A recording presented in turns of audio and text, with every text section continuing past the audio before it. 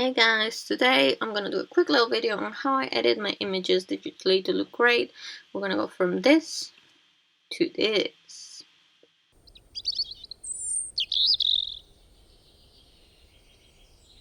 Alright, so we're gonna start off by going on to File and then Import Images from Device.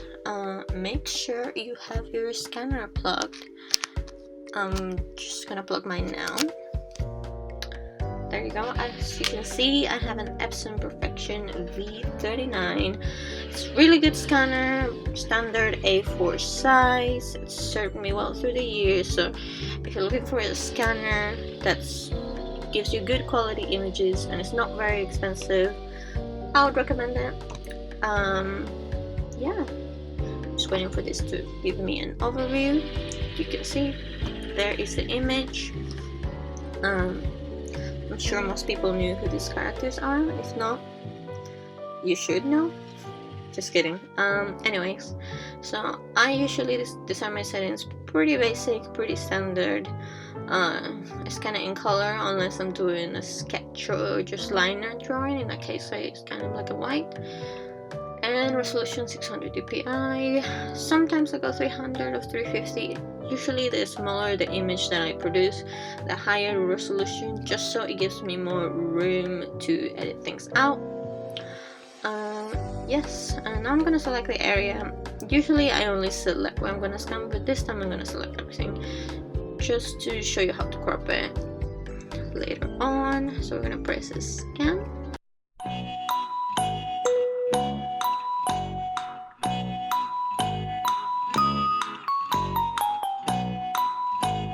It might take a little bit, just give it a few seconds and it will be ready before you know it.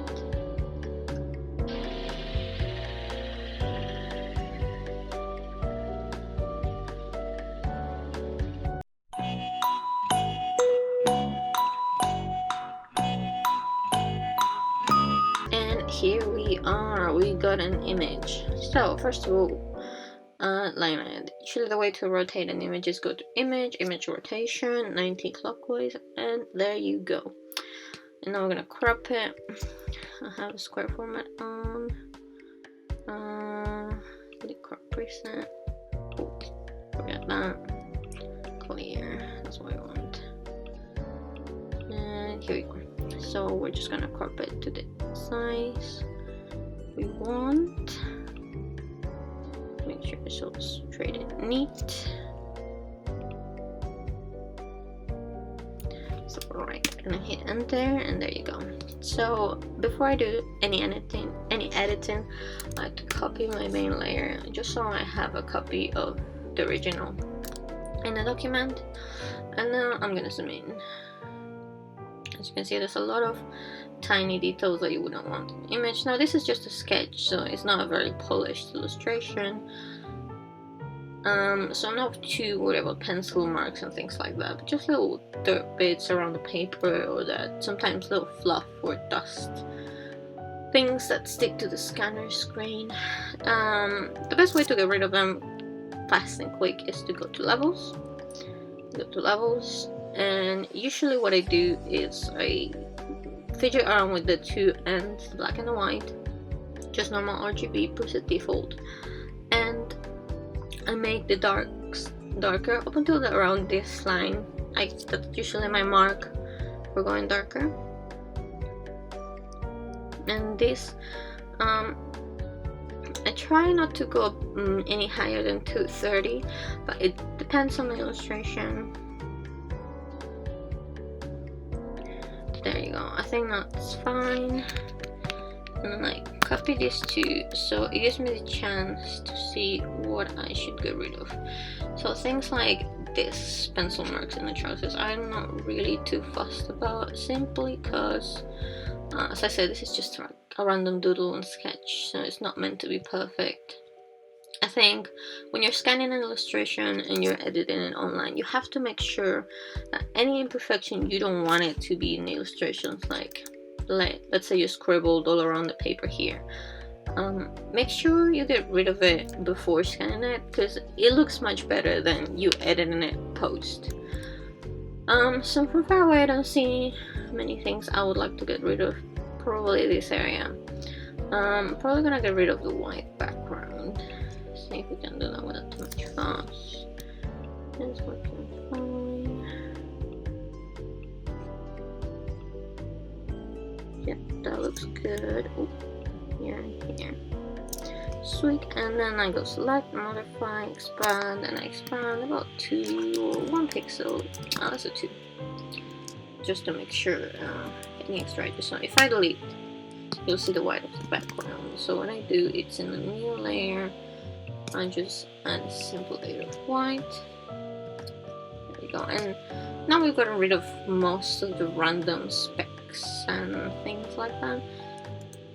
Of course, if you're really perfectionist and this is a really important illustration or commission for a client, you should make sure that things like this aren't around. I would recommend using a tablet unless you have high skills with a mouse, and getting rid of it. Make sure it looks nice and polished. Usually I wouldn't do this for this kind of drawing that I've just done in my sketchbook, but if you're doing this as a commission or a polished finished illustration, I would highly recommend use them in really well and make sure you get rid of anything that you don't want your illustration to have, any little imperfections. Of course, you don't have to, you know, go through these for hours. If you cherish those imperfections, if you think it gives it character, you can keep them. It's all up to you. This is just what I would do if I was doing this as a commission or a finished illustration. But as I said, this is more of a sketch. I'm not fussed. I'm just doing it to show you guys a little bit.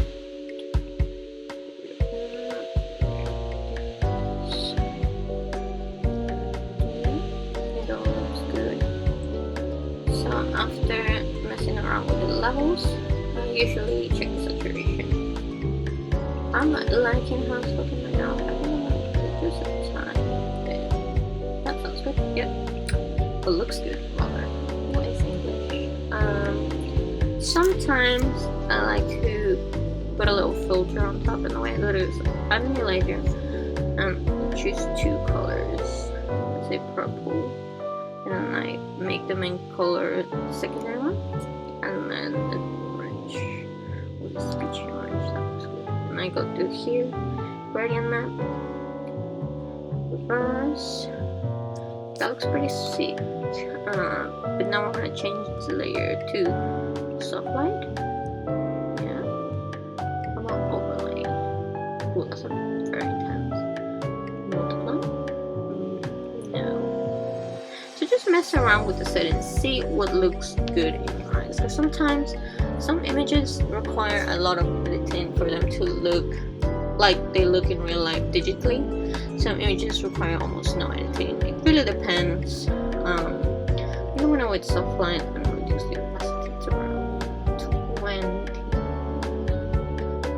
Oh, that looks good. You can do many different things depending on how digital you'd like your image to be. You could add a background, like a colored background. As you've seen, I haven't been the most cautious in making sure my edges are clean. So if I was to do that, like say I don't pink, you would see a lot of the edges. So I'm not really gonna do that for this one. But if you would want to do that, you'd have to make sure that you've completely gotten rid of the background. I could show you to do that another time if you'd like, but it's not very hard and it's very easy to find a way to do it. Anyway, so I'm doing that right now. Yes. Quickly to finish up, I always add my little stamp. Trust my logo and my name.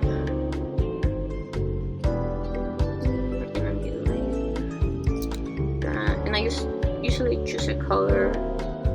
There's a lot of warm tones here, so I'm probably gonna choose like this red. What else do I like? That's a good one. And then I stamp it. Oh, my phone's pretty low. Stamp it, and then I'm done. Make sure you save your image as a PSD as well as a JPEG. So apps and drawings.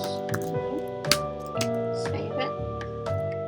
Because you always want to be able to go back if in the future you think, like, I'm noticing this right now. It's too much white space here. Oh, I'm gonna want to go back to it. I want to erase that white space. And you might think, oh, I don't like where this stem fits, so I'm gonna focus a bit shorter. And then add the stem again.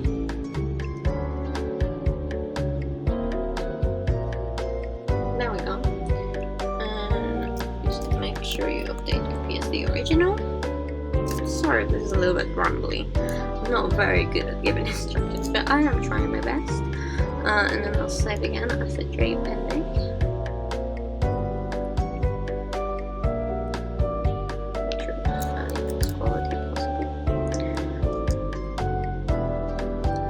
Is saved. And there you go, guys. Very easy peasy. How you can go from this to this. It looks so much brighter, much cleaner, much crisper, and it definitely, for me, your goal should always be making your digital image be a replica of what you see in the real life image that you painted. You don't, unless you want to make it a mixed media in terms of traditional digital illustration, I would recommend staying true to the original. Yeah, I hope you enjoyed this sweet short little how-to on how I edit my images to look the best for me. And I hope to see you soon, guys. Don't forget to like, comment, subscribe, all that jazz. Take care and see you all soon.